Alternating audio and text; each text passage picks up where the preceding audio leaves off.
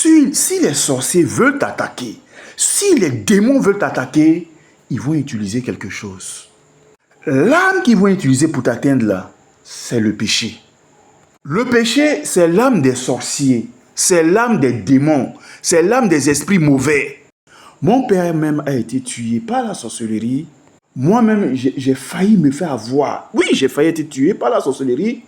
Mais le Seigneur Jésus-Christ m'a sauvé. Je suis tombé gravement malade, bien-aimé, pendant plus d'1 mois. Il y a eu trop de souffrances dans ma vie. Maladie, oui, j'ai traversé des maladies. Dû à la sorcellerie et puis aux démons. Oui. Et je vois aujourd'hui beaucoup d'êtres humains, oui, les êtres humains en général, mais bien aimés, vraiment souffrir des œuvres des démons, de Satan et des démons, des ruses du diable et même des œuvres de la sorcellerie. J'en vois beaucoup. Alors que, je vous dis, Jésus-Christ a tout fait. Et même, il y a des chrétiens même encore même qui en souffrent, hein, je vous le dis. Hein. Il y a des chrétiens même encore qui en souffrent, mais bien aimés, mais parce qu'ils ne savent pas, simplement. Le salaire du péché, c'est la mort. Je reprends encore. Le salaire du péché, là. Quand tu commets le péché, là, sa conséquence, sa rémunération, son salaire, la conséquence du péché, là, la Bible nous dit que c'est la mort. Alors, chrétien, chrétienne, toi qui veux vraiment dominer sur la sorcellerie, le monde des ténèbres, Satan, la maladie, mais alors, chrétien, chrétienne, il faut bien comprendre cette vidéo-là aujourd'hui. Qu'est-ce que le Seigneur Jésus-Christ veut nous dire? Pas le salaire du péché, mais c'est la mort. Il y a 3 sortes de morts, bien-aimés, je vais vous expliquer. Le salaire du péché, c'est la mort, je vais vous expliquer ce que ça veut dire. Ce verset-là, il est fondamental et il faut bien le comprendre. Il y a 3 sortes de morts. Il y a la mort physique, il y a la mort spirituelle et il y a la mort éternelle. Alors, quand la Bible nous dit que le salaire du péché, c'est la mort, mais il s'agit de ces 3 morts-là. Enfants de Dieu, vous savez, les êtres humains en général, ils n'ont pas compris la gravité du péché. Oui. Même, j'en croise même encore, même des chrétiens, oui. Beaucoup de gens ne comprennent pas encore à quel point, mais le péché est grave. Il y a même certaines personnes même qui disent que, mais si Dieu existe, pourquoi il y a la souffrance? Pourquoi les gens meurent? Pourquoi il y a ceci? Pourquoi il y a tant de douleurs sur la terre? Mais Dieu existe, mais pourquoi? Oui, je sais que vous aussi, vous avez entendu déjà ces gens de personnes à parler de la sorte. Vous avez déjà entendu les gens parler ainsi. Mais pourquoi si Dieu existe, il y a tant de malheurs comme ça sur la terre? Voilà, il y a tant de méchanceté. Bien-aimé, Dieu existe bel et bien. Ça, je vous le dis. Le Seigneur Jésus-Christ existe bel et bien. Mais si notre terre est comme ça, ce n'est pas du fait de Dieu, c'est du fait du péché. Mais c'est ça, le salaire du péché, c'est la mort. Et je vous le dis, les gens n'ont pas compris, mais la gravité du péché. Alors, bien-aimés, regardez ceci. Quand vous péchez, je ne sais pas, un vol, calomnie, bon, n'importe quel péché, n'importe. Mais prenons le péché de vol. Voilà, allons-y avec lui là. Regardez ceci. Il y a des gens qui volent leur patron. Oui, leur patron leur paye. Ils ont un salaire à la fin du mois, ils sont bien payés. Voilà, à des millions, hein, bien sûr. Et ce sont ceux-mêmes qui ont des gros salaires de millions là. C'est eux-mêmes encore les plus grands voleurs. Ça, je vous le dis, hein. Voilà, parce que quelqu'un qui a des millions, s'il veut voler, ce n'est pas des centaines de mille, il volera en milliards. Mais alors, chaque acte que vous allez poser, ça va entraîner des conséquences. Vous m'avez compris? Sur cette terre, écoutez-moi bien. Tous les actes que vous allez poser, en bien ou en mal, bien aimé, écoutez-moi bien, ça va entraîner des conséquences. Alors, et ces conséquences-là, vous allez les payer. Ah oui! La Bible nous dit que ce qu'un homme aura semé, voici le verset qui s'affiche là, mais il le récoltera. Et le verset commence par « On ne se moque pas de Dieu ».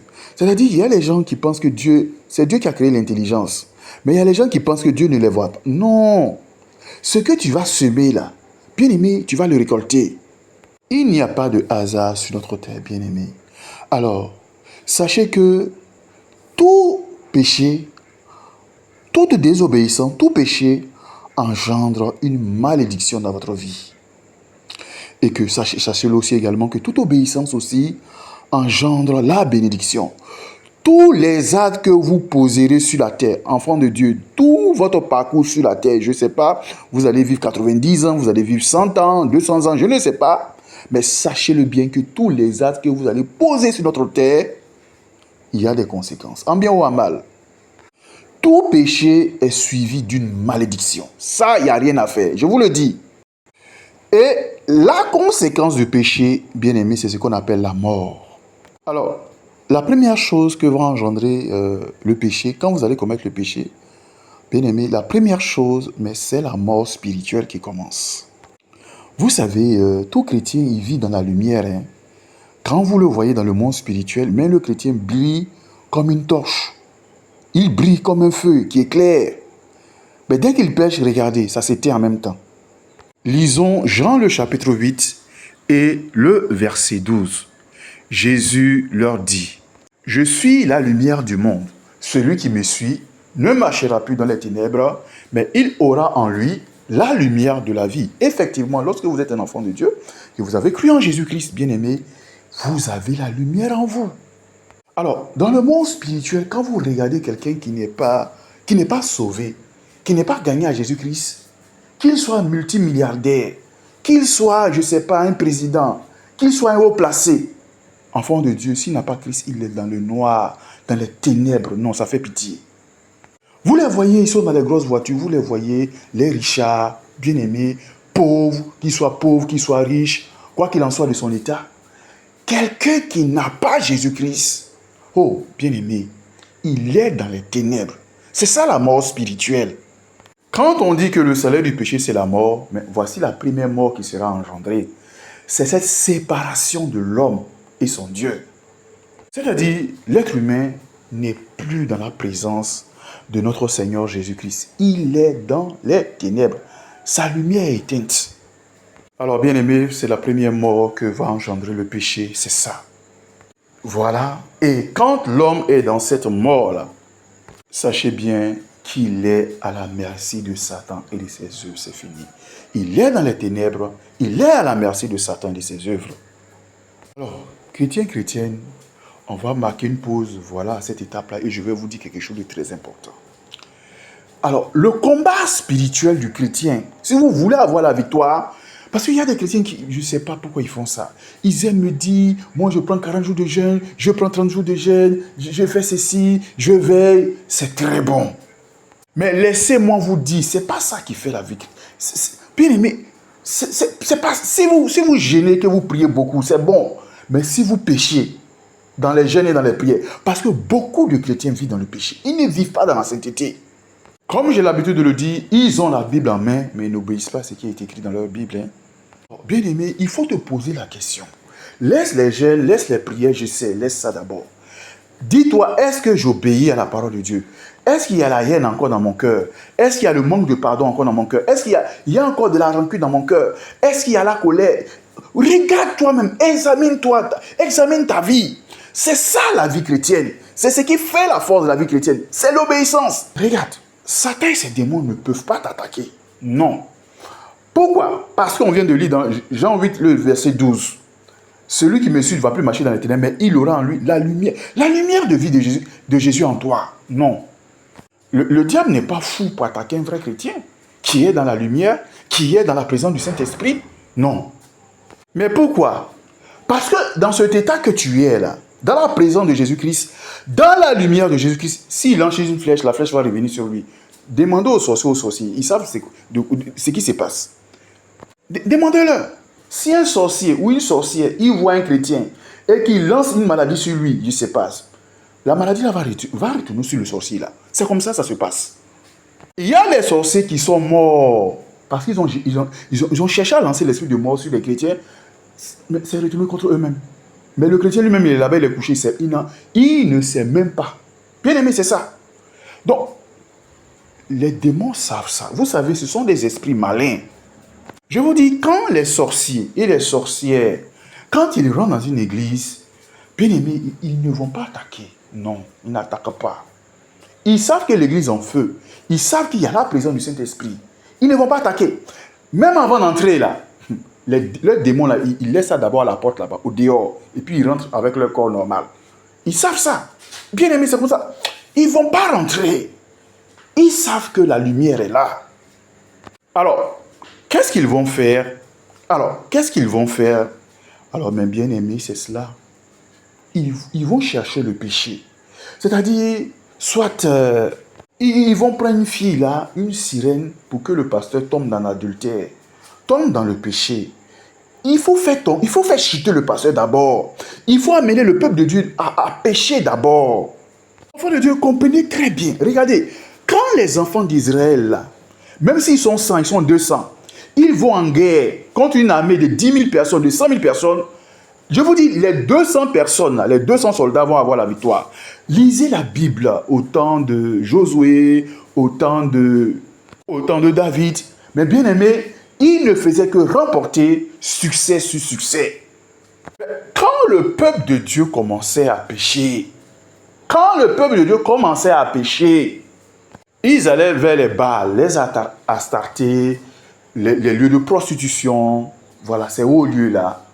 Bien-aimés, le peuple d'Israël se faisait battre par les Amoréens, les Amalécites, les Philistins. C'était échec sur échec. Enfants de Dieu, je vous dis, c'est ça. Quand les mystiques et les sorciers viennent vous attaquer, là, ils ne pourront pas. Il faut qu'on vous fasse pécher. Chrétiens, chrétiennes, écoutez-moi bien, c'est très important. C'est pourquoi le Seigneur Jésus-Christ nous demande de veiller et de prier. De veiller.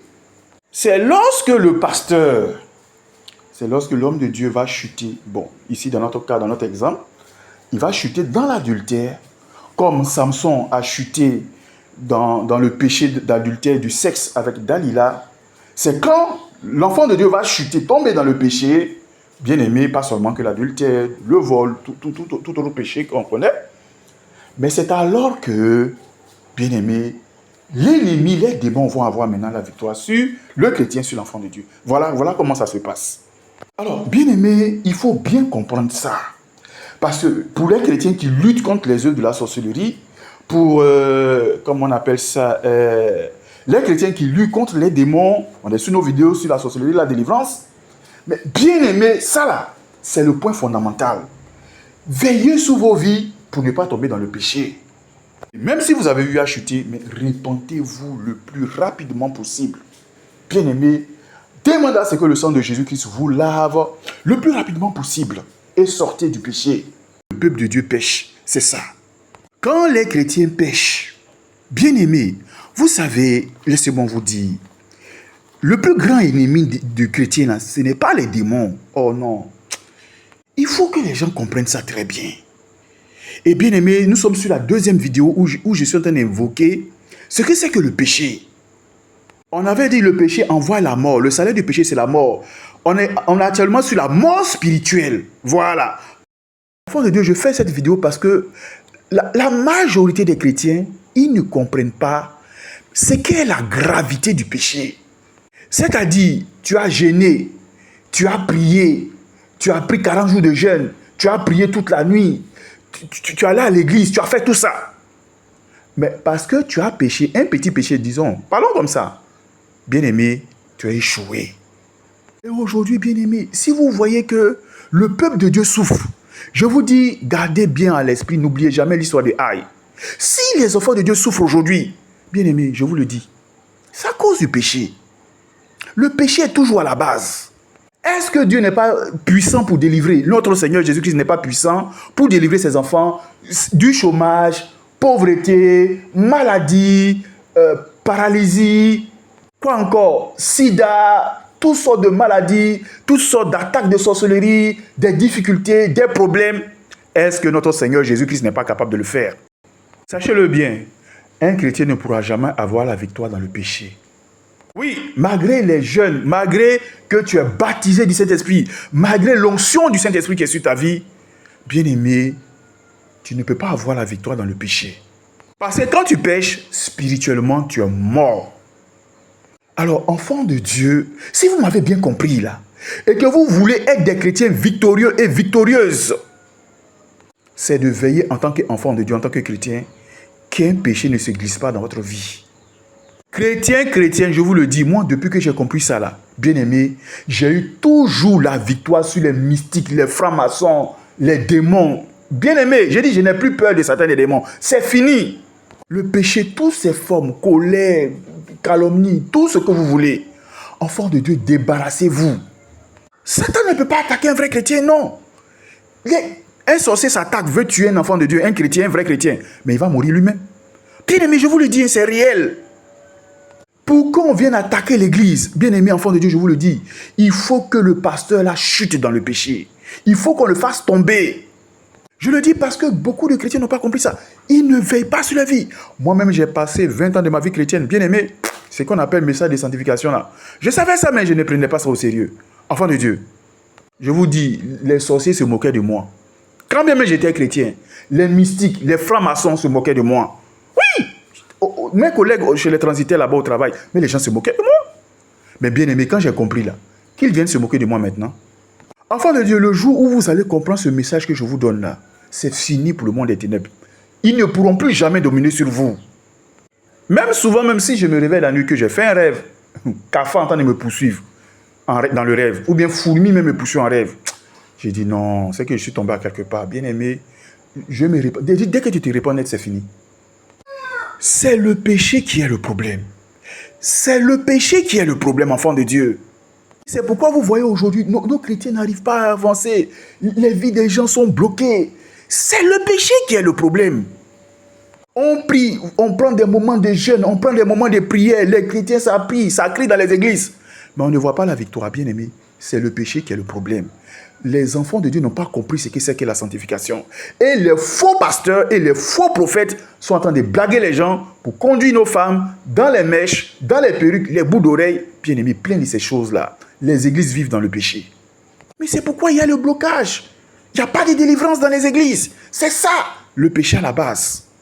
Les démons ne peuvent pas attaquer une église de Jésus-Christ. Bien aimé, je vous pose la question. Est-ce qu'un sorcier, un démon peut bloquer la vie d'un chrétien? Non. S'il arrive à le faire, si le démon arrive à le faire, c'est parce que le chrétien a commis un péché. C'est tout. Enfant de Dieu, le jour que vous allez comprendre le message de la sainteté, on vient de parler de aïe, le jour que vous allez comprendre ça, les sorciers seront à vos pieds. Les démons seront à vos pieds. Le Seigneur Jésus-Christ nous a dit dans Luc le chapitre 10 et le verset 17, « Voici, je vous ai donné le pouvoir. Voici, je vous ai donné le pouvoir de marcher sur les serpents et sur les scorpions. » C'est-à-dire sur Satan et tous ses démons. Et rien ne pourra vous nuire. Bien-aimés, voici le verset qui s'affiche là. Alors, si vous voyez que les chrétiens, les enfants de Dieu n'arrivent pas à marcher sur les serpents et sur les scorpions, mais c'est comme ce que nous avons lu dans le livre de Aïe, il y a le péché à quelque part. Alors, bien aimés, nous sommes sur nos vidéos de la sorcellerie. Je sais que beaucoup de gens veulent avoir la victoire sur la sorcellerie. Ils veulent avoir aussi, nous sommes sur la délivrance, ils veulent avoir aussi la délivrance. Je vous dis, le problème, notre Seigneur Jésus-Christ est tout puissant. Dieu est tout puissant. Il a la toute puissance. Enfants de Dieu, comprenez bien que le problème, c'est le péché. Si tu veux être un chrétien victorieux, une chrétienne victorieuse, bien-aimé, je vous dis, il n'y a plus de blocage. J'ai dit avant comment j'ai souffert de folie, j'ai souffert de maladie, j'ai souffert de ceci, j'ai souffert de cela. Je vous ai dit comment mon père a été tué par la sorte. Bien-aimé, je vous ai tout dit ces choses-là. Le jour où j'ai compris que c'est la sainteté qui est l'âme du chrétien, bien-aimé, c'est fini. C'est fini. Oui, bien-aimé. Même avant, même quand j'ai donné ma vie à Jésus, je vous dis, ma vie chrétienne, elle était teintée souvent d'échecs, souvent aussi de succès. Et c'est la vie de beaucoup de chrétiens. C'est vrai, il y a des bénédictions, il y a ceci, mais aussi des échecs à côté. Mais bien aimé, c'est dû à quoi? C'est dû au péché. N'oubliez pas de lire l'histoire en entier de Josué chapitre 7, l'histoire de Aïe. C'est très instructif. Ça va vous permettre de comprendre comment aujourd'hui Satan attaque les églises. Il dirige ses traits contre les enfants de Dieu et les églises. Bien aimé, c'est pour les amener à pécher. Le diable ne peut pas venir attaquer une église, non. Il va faire chuter le pasteur dans l'adultère, dans le péché d'abord. Quand les gens ont chuté, les gens ont péché, puis l'ennemi rentre maintenant. Si vous voulez avoir la victoire sur Satan et sur ses démons, ce n'est pas les jeûnes de 40 jours, les prières, non. Jésus-Christ nous a dit, c'est de veiller d'abord. C'est de fermer d'abord la porte du péché. Parce que si tu jeûnes dans le péché, tu pries dans le péché, mais ça ne sert à rien. Alors, pour terminer, le Seigneur nous dit quoi dans le livre d'Ésaïe, c'est le verset qui s'affiche là. Non, la main de l'Éternel n'est pas trop courte pour sauver, ni son oreille trop dure pour entendre. Mais c'est quoi? Ce sont nos péchés qui mettent une séparation entre nous et Dieu. Bien-aimé, qu'est-ce qui met la séparation entre nous et Dieu? Entre nous et le Seigneur Jésus-Christ, le roi des rois. Entre nous et le Saint-Esprit. Qu'est-ce qui met la séparation? Est-ce que ce sont les démons? Bien-aimé, est-ce que ce sont les sorciers? Est-ce que c'est Satan? Bien-aimé, mais ce qui met la séparation là, bien-aimé, vous avez vu, ce sont nos péchés qui mettent c'est le péché qui met la séparation. Et cette séparation là, c'est ce qu'on appelle la mort spirituelle. C'est le péché qui fait ça. Alors, pour répondre à ceux qui disent que pourquoi Dieu existe, et puis il y a le malheur sur la terre, il y a les tremblements de terre, les gens meurent, il y a la maladie, il y a la souffrance. Bien-aimé, c'est dû au péché. C'est le péché qui met la séparation entre nous et Dieu. C'est le péché qui envoie cette mort spirituelle. Quand vous avez la victoire sur le péché, vous avez la victoire alors sur Satan, sur les démons et sur tous les sorciers et les sorcières. Merci, j'espère que vous m'avez bien compris. Merci, à la prochaine vidéo. Au revoir.